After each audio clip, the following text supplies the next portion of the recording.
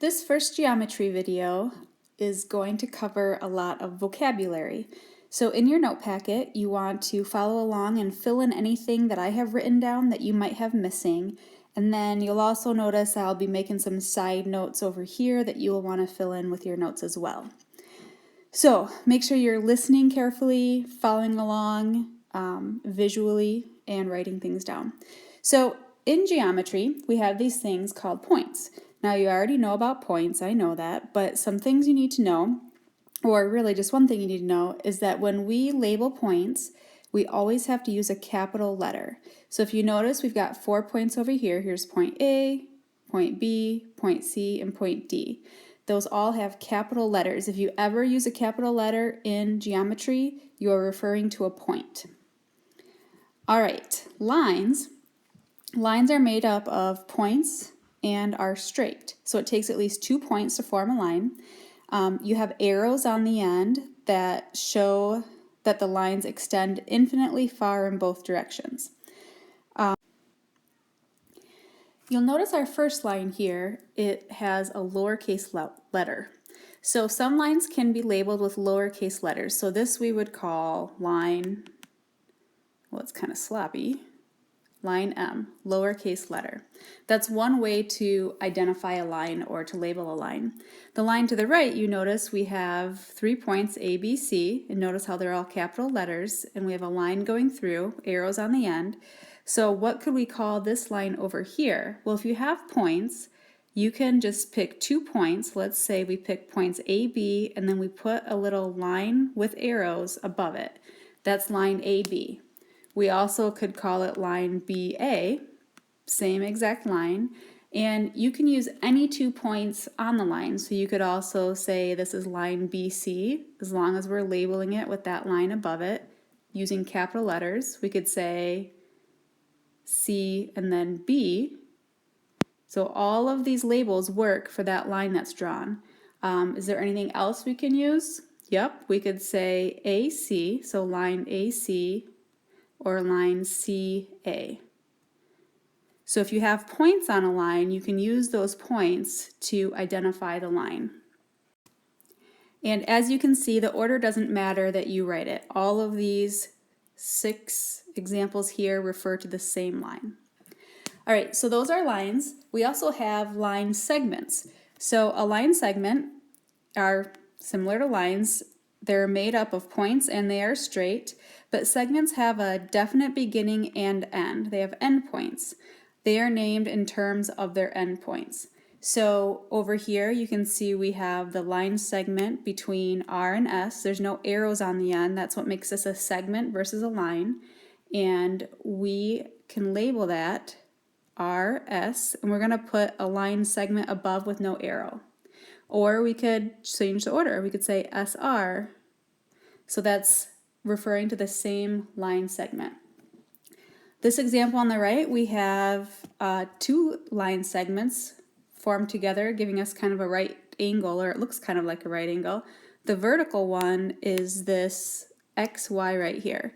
So what would we call that? We could call it XY, capital letters, because we're using those points with a line segment above, or we could say YX. All right, now the horizontal line connects the Y and Z. Those are the endpoints.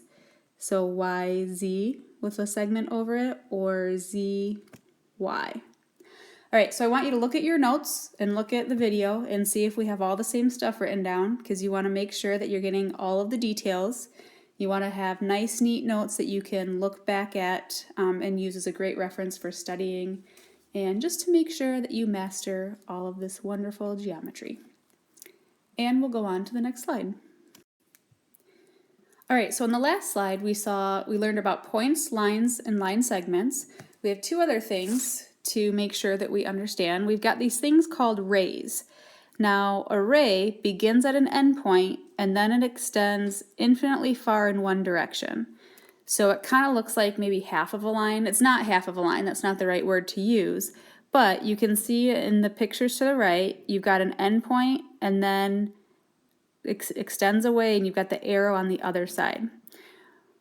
When you are labeling these, you must name the endpoint first so you know where the ray begins. So on all of these, the order does matter how we label these.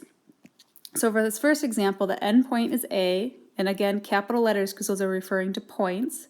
So we have A and then B, and then that is what goes above it. It looks just like the ray.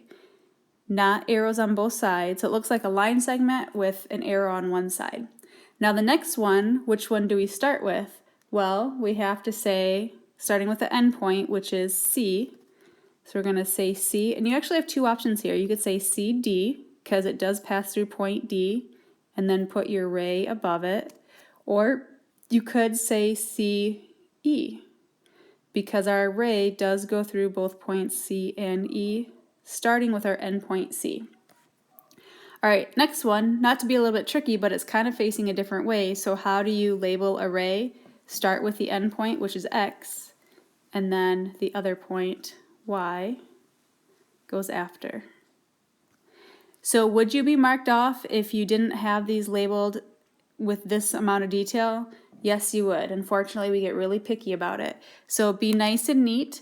I would say this right here, look at this guy. This is getting maybe a little bit less neat. You want to make sure that when I'm looking at your work, I don't say, well, that kind of looks like an arrow, and I think that you're calling this ray a line. So just be as neat as you can. Just don't rush through writing the stuff down and you'll be okay. All right, and the last thing to talk about are angles. An angle is made up of two rays that have the same endpoint. So over here you can see we've got these two rays and they're sharing this endpoint right there. So angles are made up of those two rays we also call sides. Those are the sides of the angle. And that endpoint that they share right there, that's called a vertex. So you've got two sides and a vertex. Now we've got a few different ways for how to label our angles. This first example, you want to look at the information they gave you. Well, all they told us was this angle in here is angle 3. So our label, we get a little, it kind of looks like an angle, kind of looks like a weird L maybe. So angle 3. So that's how we label angle 3. Our next one has a little bit more information because we do have 3 points. That would be the best way to name an angle if you can. So if you have that much information, let's use all that information. The only thing when you're using 3 points is the vertex has to be the middle point in your label. So we have angle, we could say B, A, C. Kind of goes in order around the angle. Now, as long as your vertex is in the middle, you could switch up the B and the C and you could say angle C, A, B. That's another way to label it. Technically, you also could say, because there are no other angles at that vertex, you could call this angle A. But again, to be more specific, using all 3 points is helpful. Kind of like the next example, you can see we've got this angle and we know the vertex is D. We don't have 2 more points to help us out with our labeling, so we'll just call that one angle D. That's how we would label it. Now, this last one, you can see we have 2 angles. Well, really, we actually have 3 angles. You have these 2 small ones, and then you also have this big one. So if you were to say, oh, it's just angle S, we'd get a little bit confused because we'd say, well, is that the big one, or maybe this medium-sized one, or the smaller one? So we need to be more specific. That would not be a good label for this angle. So how could we label it? And let's just talk about how could we label the big angle. So we'll look at how would we label this guy right here. And we could call it angle. Now which one has to go in the middle? The R, the S, or the V? Remember, your vertex is always the middle one. So R, S, V, or we could call it angle V, S, R. And now anyone looking at this would know that we mean this big angle, not one of those 2 little ones. And that's how you label angles.